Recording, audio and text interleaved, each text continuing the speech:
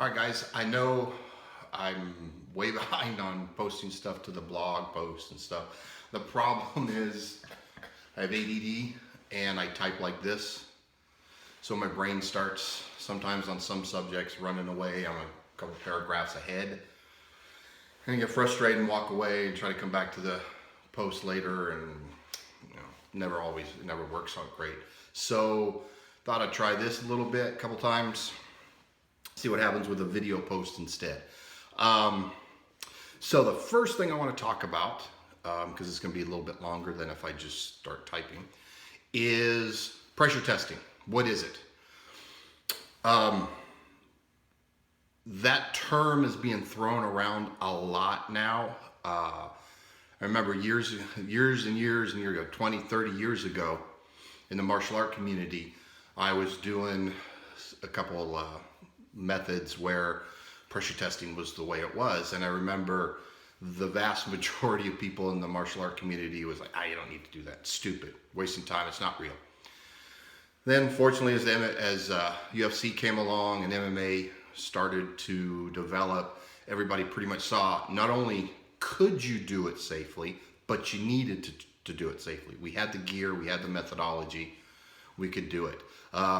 So it's rare now that you see somebody in the martial art world kind of bad-mouthing pressure testing. In the firearms world, there's still some people who do.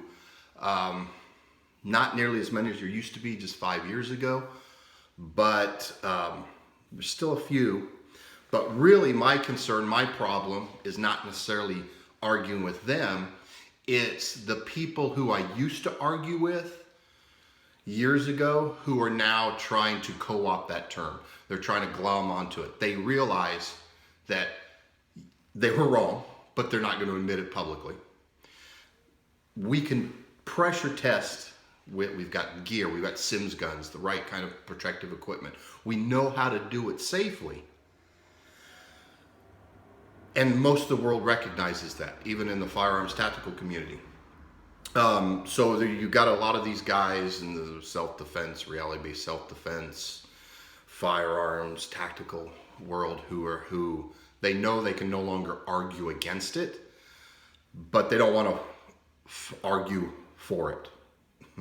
They just want to accept, oh yeah, we've been doing it all this time. The problem is they're using it wrong. They're using the term. Either they're not using it honestly at all. They're talking the talk but not walking the walk. Or they don't understand pressure testing. Pressure testing is like using the term scientific method. You can't just throw it around. It's not this or that. I want it to be this today. No, it's a set thing.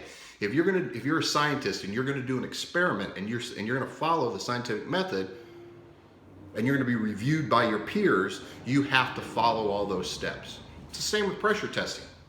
Over the years, we've pretty much found what constitutes true pressure testing.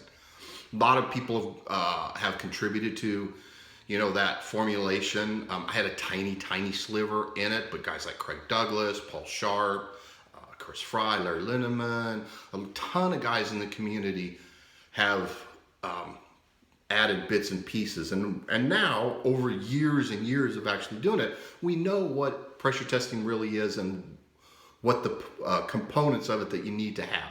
So I'm going to talk about that real quick, just so you're out there, and if you see somebody saying, oh yeah, we pressure tested this, you can go, well, but there's this missing.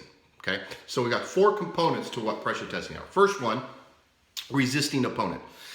Sort of obvious, you've got to have, if you're going to pressure test, that pressure has to come from a physical action. So somebody has to physically resist you. If I'm going to do test, I've got this awesome wrist release. I've got to have somebody actually grab on and try to hold on, and so I can work my wrist release. So that's one. That's sort of the physical component, pretty obvious, but that's where most people stop. That's where most people, if you ask them what pressure testing is, they will end it at a resisting opponent. But again, that's only one of 4. So the second one, that resisting opponent has to have opposing will. And what does that mean? He can't just grab onto your wrist and hold on. He has to want to do that. He has to direct himself. He has to have a focused intent to hold on and to resist you and to act as an opponent. Otherwise, you're just going through the motion. You go, how is he really physically resisting? Not really, not if we don't have that mental component directing the physical action. So, and the third one is malevolent intent.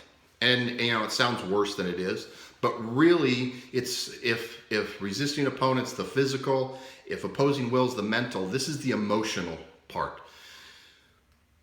I can't just, if I'm the opponent and I'm helping him pressure test, I can't just be physically invested in it, mentally invested in it. I need to have that emotional investment that he has to fail. I want him to fail.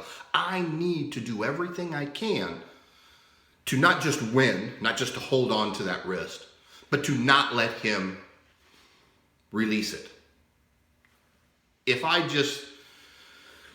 don't have that emotional investment where I'm actually actively trying not just to resist, but to actively win myself, then he's not really getting the full effect, because that opponent in the street has that malevolent intent.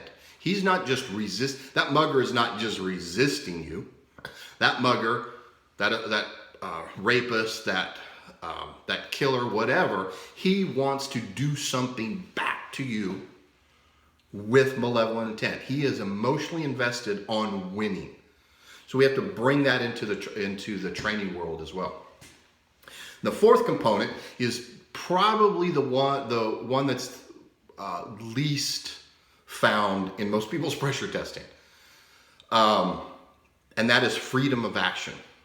It's really important, because if I'm testing my wrist release, for example, and he holds on and he physically resists and he has that opposing will and that malevolent intent, but all I allow him to do is hold on, that's not particularly realistic. Because that person in the street, he's not just going to hold on. Maybe he's going to pull and drag you. Maybe he's going to run and push into you. Maybe he's going to start punching with the other hand. Maybe he's going to shoot in and try to wrap both hands around you as he's going to do that. Maybe he's going to thigh kick you. Maybe he's going to go for a weapon. As he's holding on the wrist, he's going to go for a weapon with the other hand and shoot or stab you. So if all I allow my opponent to do is one single thing, how difficult is that to resist? How difficult is that to counter? I know what he's going to do. He can give me 100% resistance, but I know what he's going to do. As soon as I allow him to do 2 things or 3 things, it's not just a little bit harder, it's exponentially harder, just like the real world. So next time you hear somebody talk about pressure testing, next time you hear somebody saying, oh yeah, we pressure test, we'll see. Okay, they've got the physical resistance, cool. Do they have opposing will, malevolent intent, and are they allowing the opponent to do whatever? Or at least, if not total freedom of action, he at least has multiple options. All right. So anyway, so that gives you kind of a quick and dirty definition, and at least open your eyes a little bit, and hopefully you end up being able to spot the phonies early and not waste your time training. So hopefully you got something out of this, and we'll try it again. Thanks.